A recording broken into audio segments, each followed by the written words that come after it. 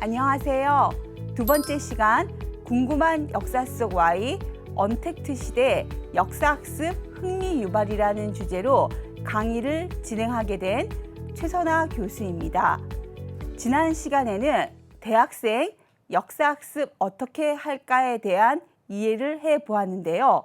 이번 시간에는 다양한 시대 배경과 역사 속 인물을 파악하기 위해 궁금한 역사 속 Y라는 질문을 통해 학습자의 흥미를 유발하는 역사학습법을 살펴보도록 하겠습니다.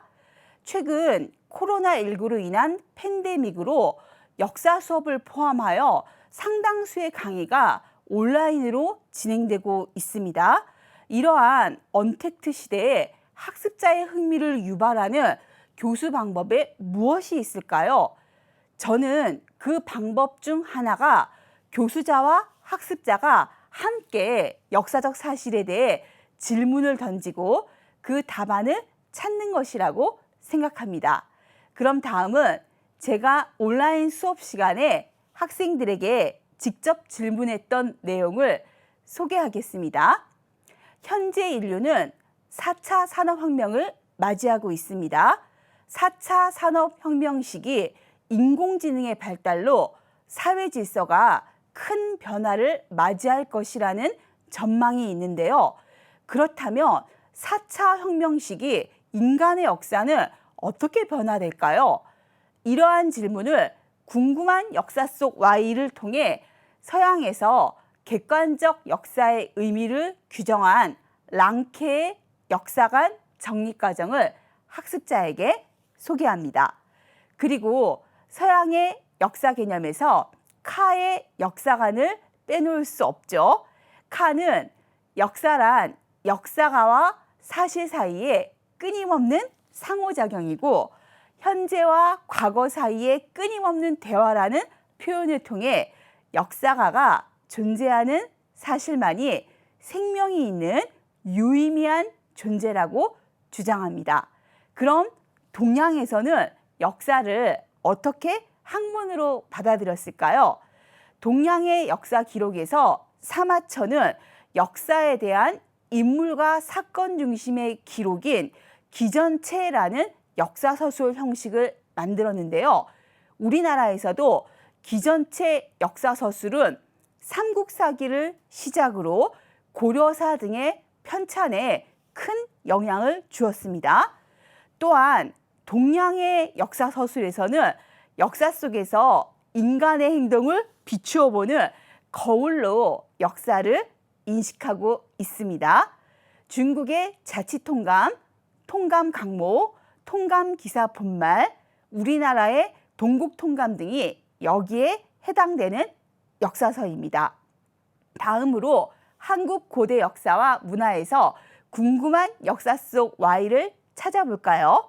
역사 문학이 융복합된 콘텐츠로 유명한 작품 중 하나가 삼국유사에 기록된 백제 서동왕자와 신라 선화공주의 이야기 서동요입니다. 삼국유사에는 선화공주의 불사로 미륵사가 창건된 것으로 기록되었고 서동요를 통해 우리는 고대 역사와 인간의 사랑 이야기에 오래도록 감동을 받고 있었는데요. 그런데 미륵사지 석탑을 복원하는 과정에서 발견된 금제사리 봉안기에는 미륵사 창건에 백제왕후 사택 대부인의 희사로 미륵사가 창건되었다고 기록되어 있습니다. 신라와 백제는 고대 국가의 상황 속에서 필요에 따라 국혼을 하였고 위의 두 가지 상반된 기록을 비교해 보면 과연 서동왕자와 선화공주의 사랑 이야기는 미륵사 창건과 관련하여 어떠한 비밀을 갖고 있을까요? 이러한 질문을 던짐으로써 학습자의 한국 고대 역사와 문화에 대한 호기심을 유발합니다. 중세 고려를 상징하는 종교는 불교입니다. 고려 사람들은 어떤 방식으로 신앙생활을 했을까요? 고려시대 농민공동체 조직으로 불교 신앙 조직인 향도가 있습니다. 향도는 위기가 닥쳤을 때를 대비하여 향나무를 바닷가에 묻었다가 이를 통해 미륵을 만나 구원받고자 하는 활동인 매향, 대규모 인력이 동원되는 불상, 석탑을 만들거나 절을 지을 때 주도적인 역할을 했는데요. 고려 미륵불, 파주, 용미리, 마애불, 이불 입상이 있습니다. 이를 학습자에게 소개하고 향도의 불상 조성을 VR로 체험하는 역사 수업을 진행하면 학습자에게 흥미를 유발시키는 역사 수업이 될 것 같습니다. 수양대군 세조가 조카인 단종을 몰아내고 왕위에 오른 사건은 많이 알려져 있습니다. 이 사건에 대해 학습자들에게 세조가 왕위에 오른 사건이 왕위 찬탈인가, 왕권 강화인가에 대한 질문을 던져보면 어떨까요? 세조는 나이 어린 단종이 왕위에 있는 동안 신권이 강화되고 왕권이 약화되는 것에 대해 문제 제기를 하였습니다. 따라서 제시된 사료를 통해 자신이 즉위한 배경에 대해 6조 직계제로 전환하여 왕권을 강화하겠다는 뜻을 표현하고 있습니다. 학습자에게 이러한 시대 배경과 역사적 인물에 대해 설명하고 조선 전기 왕권과 신권의 관계에 대한 흥미를 유발하는 역사 수업을 진행하면 좋을 것 같습니다. 조선은 외란에 어떻게 대처했을까요? 임진왜란 발발 전에 일본에 빈번한 도발이 발생하자 조선은 비변사를 상설기구화하였습니다. 또한 일본에 사신을 보내어 전쟁 가능성을 살펴보기도 했는데요. 일본에 파견한 동인과 서인 세력이 선조 임금에게 보고하는 과정에서 의견 차이를 보이며 결국 조선 정부는 명으로 향하는 길을 비워달라는 정명가도의 침략 의도에 적극적으로 대처하지 못하게 되었습니다. 유성룡은 징비록에서 외적이 한산도 대첩에서 이순신에게 패하여 위세가 꺾여 나라가 보존되었다라는 말로써 당시의 국가 위기 상황과 극복 과정을 기록으로 남겼지요. 외란에서도 나타났던 붕당의 패단은 조선 정부를 약화시켰는데요. 조선 후기 영조는 탕평책 실시로 이에 대처하려 했습니다. 그런데 영조의 탕평책의 효과는 어떠했을까요? 영조는 붕당의 갈등을 제거하기 위해 탕평비를 세우고 각 붕당의 인사를 고루 기용하기 위해 노력하였습니다. 또한 균형법 실시와 오군영 정비 등의 정책을 추진하였는데요.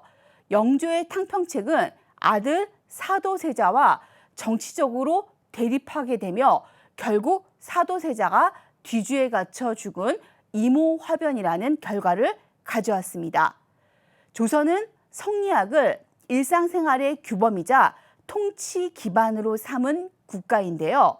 지방에서 선현을 제사 지내고 후학을 양성하는 목적으로 세워진 서원은 왜 변질되었을까요?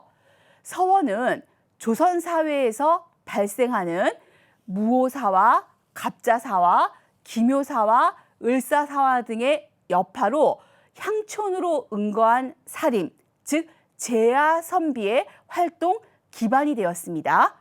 교육기관인 서원은 정치 세력으로부터 견제를 적게 받는다는 점과 지방사족의 문중을 과시하는 효과로 인해 조선 후기로 갈수록 그 수가 늘어났습니다.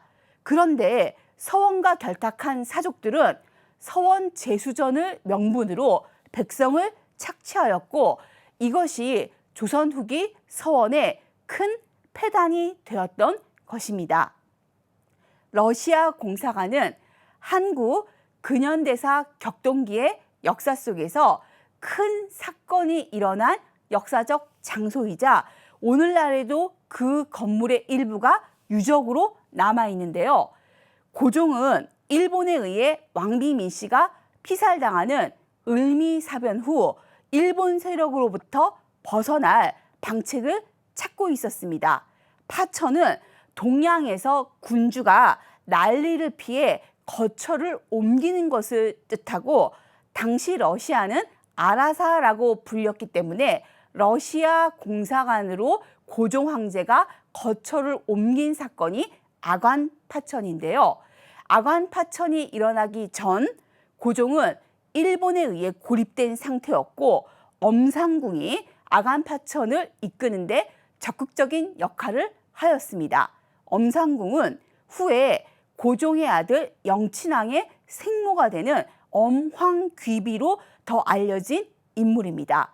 러시아 공사관에 고종이 머물게 되자 러시아를 비롯하여 서구 열강과 일본의 이권 개입이 발생하고 조선의 국격이 크게 떨어지게 됩니다.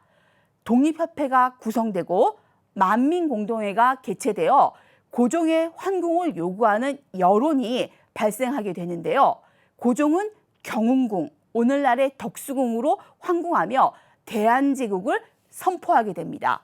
그만큼 아관파천은 대한제국 수립 과정에 큰 영향을 미친 사건이라고 할 수 있는데요.